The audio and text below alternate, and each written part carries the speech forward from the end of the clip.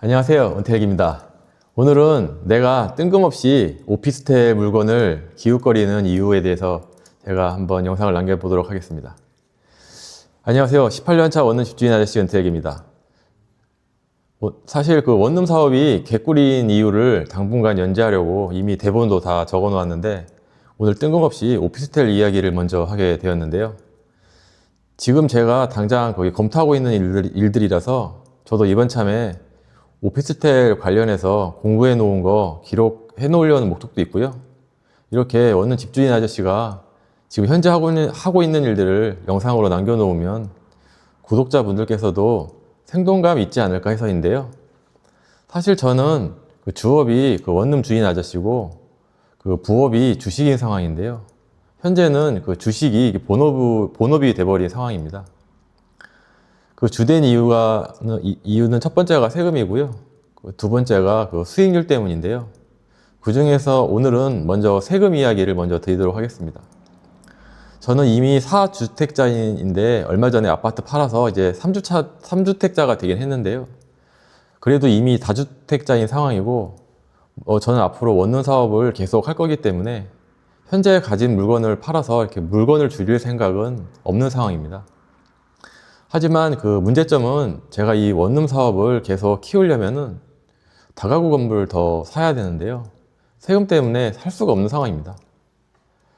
제가 만약 괜찮은 물건을 발견해서 이를 매수하려고 하면은 취득세로 사자마자 바로 13.2%를 때려맞게 됩니다. 그래서 지금까지 사고 싶어도 못 사고 있는 게 몇 개 있는 상황인데요. 취득세 중과 정책이 바뀔 때까지 기다리고 있는데 아쉬운 거는 받은 물건이 있었는데 팔려버리는 경우도 있었습니다. 다가구 물건을 하나 사는데 목돈도 들어가거니와 이 역시 그 미래 수익을 보고 이게 집행하는 투자이기 때문에 미래는 아무도 알 수가 없잖아요. 그래서 항상 리스크라는 것을 동반하게 하면서 일을 진행하게 되는 건데, 게다가 또 한 번 이 다가구 건물을 매수하게 되면은 이렇게 되팔기가 쉽지가 않습니다. 다가구 건물이라는 게 여러 부동산 자산 중에서 그 토지만큼이나 황금성이 안 좋은 물건이라서 그런 건데요. 여하튼 사업을 시작하기도 전에 이 벌금 성격의 세금을 그 13.4%나 때려 맞는 겁니다. 사실 그 청년들에게 그 양지대 주택을 공급하는 어찌 보면은 사회에 꼭 필요한 재화를 공급하고 있는 일을 하고 있는데요. 그 일을 하고 있으면서도 이렇게 벌금을 맞는 겁니다. 1가구 1주택일 경우에는 그 취득세가 1가구 1주택인 상황에서는 그 주택 취득세가 1에서 3% 정도로 이렇게 시작을 하니까요. 일단 저는 매수 원가에서부터 이 벌금 성격의 세금 때문에 경쟁에서 밀리게 되는 거죠. 10% 이상이나 그냥 벌어진 상태에서 시작하게 되는 겁니다. 이런 원가에 대한 경쟁력 하락은 다른 방법으로 극복한다고 치더라도 일단 거의 1년치의 수익을 세금으로 이렇게 선납해 버리는 셈이더라고요. 그래서 이게 심리적으로 거부감이 안 생길 수가 없습니다. 그냥 안에 이렇게 되는 거죠. 주식하면 되지 이렇게 되는 겁니다. 그래서 최근 이렇게 해서 제가 주업이 주식으로 바뀐 거에 대해서 말씀을 드렸는데요.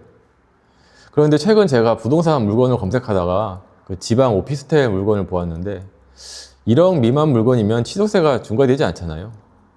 그런데 오피스텔 15개 일괄 매매, 11개 일괄 매매 이런 식으로 매물이 나오는 겁니다. 이런 오피스텔은 취득세가 4.6%인데요.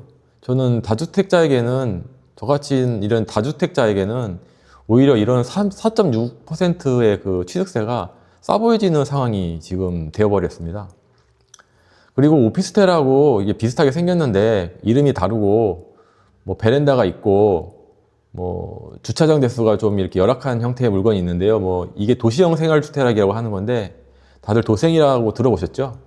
그런데 이 물건은 기본 성격의 주택이기 때문에 1억 미만일 경우에는 취득세가 1%인 겁니다. 취득세 중과가 되지 않는 거죠.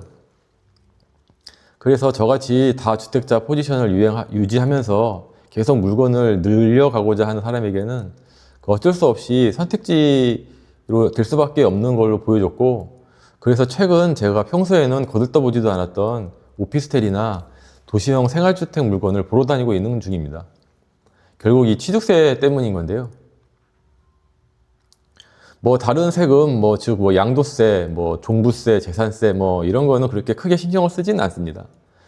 뭐 어차피 당장 팔 것도 아니고 저는 그냥 평생 끌어안고 갈 생각으로 물건을 사기 때문이고요. 또한 뭐 양도세는 상황에 따라서 이렇게 바뀌는 거기 때문에 지금 당장 고민해봤자 큰 의미가 없다고 생각했습니다. 그리고 뭐 지방은 그렇게 뭐 많이 오르지도 않고요. 그리고 또 나머지 그 종부세, 재산세 이런 거는 이거는 사업하면서 어쩔 수 없이 피해갈 수 없는 부분이니까 이거는 뭐 그냥 나라에서 달라면 그대로 주겠다 뭐 이 생각입니다. 차라리 잘 운영해서 수익률을 높일 생각을 해야지 뭐 세금 무서워서 뭐 아예 시도도 안 한다 뭐 이런 거는 사실 말이 안 되는 거잖아요. 여하튼 이러한 투자 방향으로 저는 진행을 하고 있는 중입니다. 그런데 오피스텔이나 도생 같은 경우 많으신 분들이 공통적으로 이렇게 하시는 말이 있으신데요. 그건 바로 감가상각이라는 거랑 뭐 겁나게 안 팔린다는 거, 그리고 가격이 안 오른다는 거, 뭐 이 정도 되겠는데요. 저 같은 경우에는 이런 단점을 극복해야지 뭐 이 원룸 사업을 지속적으로 거기 계속 영위할 수 있다고 생각을 하고 뭐 저만의 이제 보관이 있는데 아래와 같이 정리를 한번 해봤습니다. 첫 번째로 이 감가상각 부분은 어차피 감가상각이 되지 않는 원룸 건물은 뭐 이 세상에 없는 거고요. 신축이 생기면은 구축은 더욱더 후져 보이게 되는 게 당연한 거라서 항상 주기적으로 이렇게 재투자를 통해서 그 젊은 사람들이 좋아하는 스타일로 변화를 계속 꾸준히 줘야 되는 거라고 생각을 합니다. 두 번째로 뭐 겁나게 안 팔린다는 건데 이건 지방에서 다가구 원룸을 하는 거나 뭐 오피스텔이나 뭐 똑같은 상황입니다. 제가 그 운영하는 그 아래 그 링크에 그 임대사업자 모임 네이버 카페에 가보시면 뭐 서울 다가구도 뭐 수년째 안 팔린다는 말도 이렇게 많습니다. 그래서 이러한 황금성이 이렇게 본인에게 만약에 큰 걸림돌이 되는 상황이라면 이 원룸 사업은 뭐 애당초 하면 안 되는 거고요. 저처럼 그냥 평생 끌어안고 가련다 뭐 이렇게 하면 큰 문제는 끌어안고 가련다 뭐 이런 생각으로 시작을 하면 이건 큰 문제가 안 될 것 같습니다.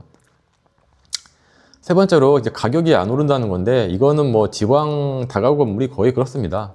뭐 시세 차익형이 아니라 그 현금 흐름에 주안점을 둔 뭐 사업 때문인 건데요. 이걸 가지고 단점이라고 생각하면 애당초 첫 단추가 잘못된 거라고 저는 보고 있습니다. 시세 차익 내기 좋고 환급성 좋은 물건을 누려야 하는 거지 뭐 오피스텔, 뭐 도생, 다가구 건물 이런 거 사면서 시세 차익을 노리는 거는 그 방향이 아예 잘못된 것 같고요. 그래서 차라리 다른 방법으로 생각을 해보는 게 어떨까 싶은데요. 저는 거기 앞서 땅값만 주고 사는 거를 좋아한다고 이렇게 말씀을 드렸는데 이렇게 가격이 안 오른다는 문제에 대한 극복 방안으로 그냥 아예 오래돼 가지고 감가상각 될 만큼 되고 더 이상 떨어질 가격이 없는 거 그런 거 사가지고 리모델링을 통해서 가치를 올려주는 게 오히려 더 적극 검토하는 게 맞다고 생각됩니다. 그리고 또 한 가지 그 오피스텔은 부가세라는 게 있던데요. 거의 90% 정도가 그 오피스텔을 주거용으로 직접 이렇게 사용하거나 임대하기 위해서 매수하는 건데요. 이걸 업무용으로 쓸 거라고 이렇게 뻥치면서 그 세무서에 부가세 환급 신청을 이렇게 하는 건데 요새 그 전산이 점점 발달되고 있어가지고 이런 식의 그 꼼수는 점점 통하기 어려운 상황이라고 유튜브 세무사들께서 많이 주의를 주고 계시네요. 이 부분도 주의를 해야 되고 제가 현재 몇 개 물건 보고 있는데 그래서 이런 부가세 부분도 신경을 써야 될 것 같습니다. 제가 기존에 거의 오피스텔 이런 거는 거들떠도 안 봤는데 최근에 여기에 좀 관심을 가지게 되면서 세금 공부를 좀 하게 되네요. 여하튼 이렇게 계속 성장하는 18년 차 원룸 집주인 아저씨 이야기였습니다.